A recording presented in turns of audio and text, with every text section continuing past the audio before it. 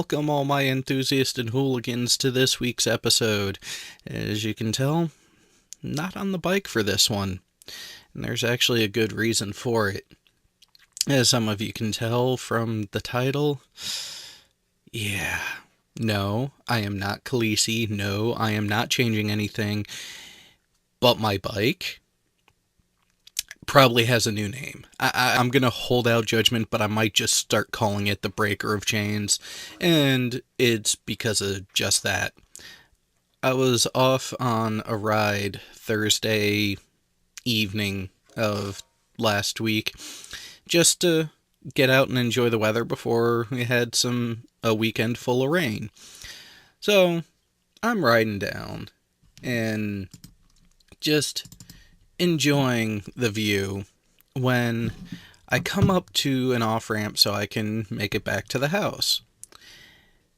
Well, there was a problem. As you can see, as I come in and take my typical turn in on this off-ramp, right around the yellow X you see here, I felt something.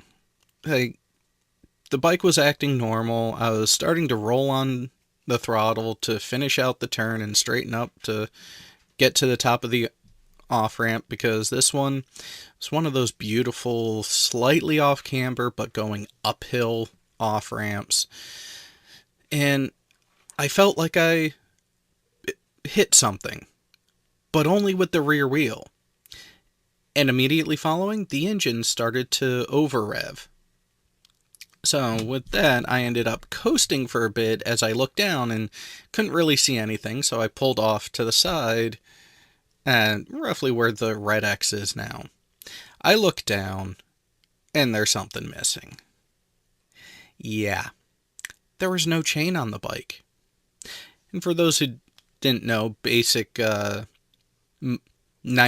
of motorcycles, well, maybe not 90%, but a majority of motorcycles use a chain final drive, so the actual rotation of the engine to the rear wheel to actually drive the bike forward is done by a chain that has to be maintained, cleaned, make sure your tension and slack is set and kept appropriate, because nothing's worse than not taking care of your bike and having issues crop up when you're out on a ride, leaving you stranded. Well, the chain broke. When I looked down, there was no chain left at all. Thankfully, no injury to me, and at quick look, couldn't see anything wrong with the bike. But with where I was stopped, coming around a relatively blind corner where people are coming down from highway speed, I needed to move the bike. So I had to walk the bike up to this point in right off of the off-ramp. Once I get the bike stopped up at this red X, I take a look around to see what all was going on. Fingers crossed that nothing was irreparably harmed. Saw no damage on the wheel, no damage around the swing arm, no damage on the rear sprocket. Looking in towards the front sprocket, didn't see anything there initially. The only thing additional to the chain being gone that I saw was the outer cover of my taillight had popped off. So I had to walk back to see what carnage was left behind me. And thankfully, as I walked back, there was no car involved in what happened.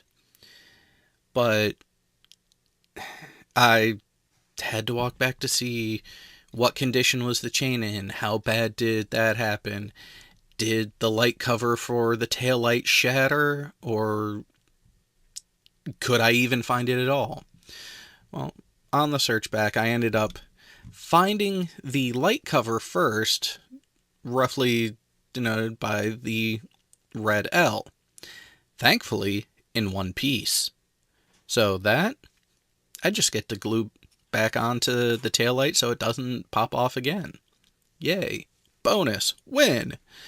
The C, that's where the chain was bound up in a nice lump in the middle of the off ramp. Thankfully, there was a long enough break in the traffic. I was able to go grab it and get it out of the way so it didn't present a hazard to any of the other motorists. And that's where I get back up to the bike, set the chain down, and start figuring out, okay, why the hell did this happen? And that's when I notice this link right here. Yeah, it does look weird. The links are supposed to go in a smooth-ish line. I tried to straighten out these links and it wasn't happening. And as I was still at the end of the off-ramp, I started making phone calls because with no chain on the bike and with that link not coming unstuck, there was no chance I was riding the bike back home for the last couple miles. So, a walking we shall go.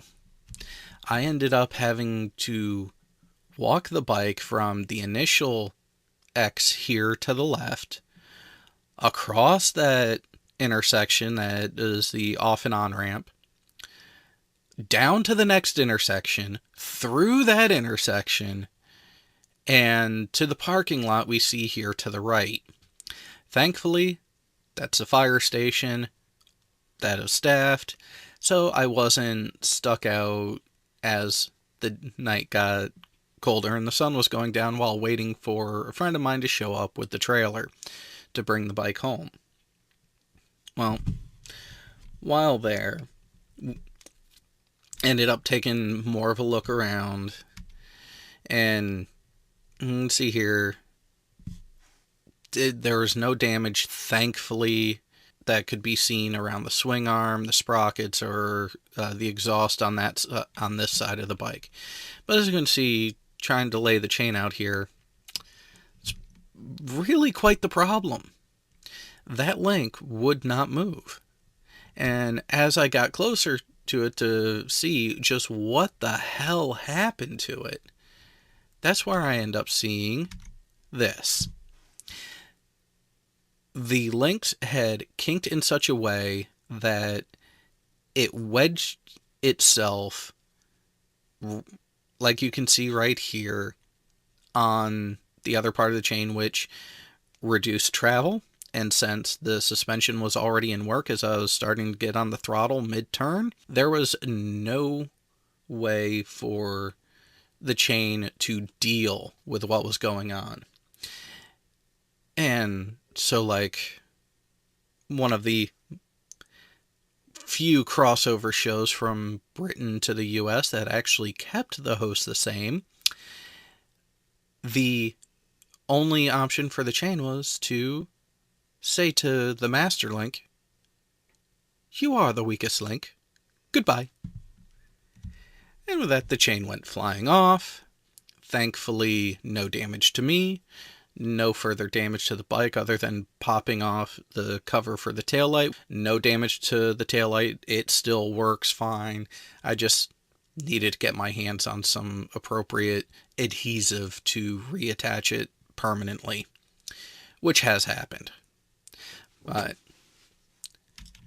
once my friend showed up with his trailer, we finally got the bike on, anchored down for the 2.5 mile drive to my house, where we then unloaded the bike and I immediately wheeled it to an area and put it up on the stands because with no chain, I'm not going to be riding it. And then the search began, because with the way that chain was, there was no salvaging it. There was no point to salvage it. So I started looking to purchase a replacement yet again. And here's the real kicker in all this, because I know some of you at this point are wondering, wait a minute, he did a chain replacement video only a couple weeks ago. And you'd be right. This chain was not installed on the bike that long ago. It had a little under 300 miles on the chain, and My plan that night when I got home was to clean, lube, inspect, and retension the chain as needed, because every 300 miles, that's one of the checks you should do on a bike. And it was my plan that, hey, go, ride, enjoy it, come back to clean, inspect the chain, make sure all's good.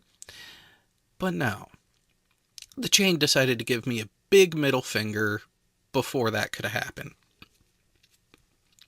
So, get home, get the bike situated, end up on the computer that night looking around for a replacement chain of the proper length and diameter, and the most reasonably priced one I could find was actually the same make and model chain that just failed. So we will see if it was a quality issue with just that one chain that I had previously, or if it was an issue overall with that brand and that size of chain in general. Fingers crossed. Which, by the way, this time I set the slack just on the wider end of intolerance. I didn't record it because most of the work was done at night in poor lighting, and I'm not going to bore you guys with that sort of footage. But short story on that. Thursday late night, early Friday morning is when I ordered the new chain. It arrived Tuesday morning. Tuesday afternoon, I get home from work, and it is kind of cold. It was only about 40, 41 degrees that day, Fahrenheit. So I decided, you know what, I'll do same chain, same length. I still have the number of links I took off previously. I can use that as a guide to shorten the new chain before going outside to install it. And as I'm trying to punch out the rivet to shorten the new chain, the punch breaks. Second time using the tool, second chain, using the tool again, the punch broke. To the point where I could not get the fouled piece out of the main housing of the tool itself, so I had to spend some wonderful time going down to pick up a new chain brake and rivet tool. But ended up getting home with the chain. I finished the prep work inside, and then when I got outside, since first chain was already off, all I had to do was take off the front sprocket cover and loosen up the axle nuts, slide the wheel forward, put the new chain on, reset the tension, make sure the chain is running straight. And this time, it only took about 20-25 minutes to do that. But, of course, that's because the first half of the job of removing the old chain was already done, thanks to a wonderful happenstance of a kinked link that wouldn't come loose, and at least it was the chain that gave up and not anything else. But with that, that was Tuesday evening. Wednesday, the weather was shitty, so didn't get to go out for a ride. And here we are, late Wednesday night, early Thursday morning. So here in a few hours, after this video renders and starts uploading, I'm going for a ride. Why? Well, gotta test the new chain, plus I do have to run down to work today to take a look at a few things, and at least I have this beauty to enjoy my time on. So, thank you all for coming. Enjoy. Share the word. Like, subscribe if you enjoy what I'm doing here on this channel or on my main channel of AT2 Productions. Link to join the Patreon page is down below, or if you want to support this channel specifically, not through Patreon, there's a link to an Amazon list for further vlogging equipment to make the footage easier to record and end up providing you guys with even better footage going forward. I thank you all who have shown support so far, and looking forward to what this next week brings. So with that, as always, my friends, keep your head on a swivel and ride safe out there.